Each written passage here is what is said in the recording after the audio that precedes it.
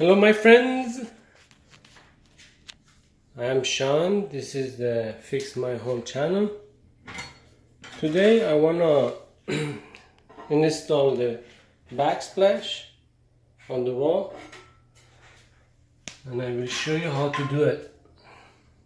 Alright, so first of all you put your backsplash against the wall. So I cut the backsplash with the utility knife, and I made a mark. So I'm gonna start put the masking tape, and I will show you the next step. Alright guys, so after we mark it, we put the level and I put the tape to keep the area clean, and after that I just put the tin set, and I'm ready to install the top.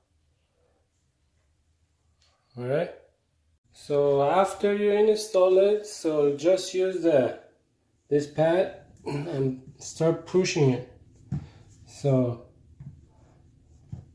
to make a straight to the wall. So I'm short a little here and I don't have the saw with me right now, so I'm gonna take off this tin set. I'm gonna take everything off, so later on I just gonna put a little tin set here and piece of the stone here to finish this. Alright.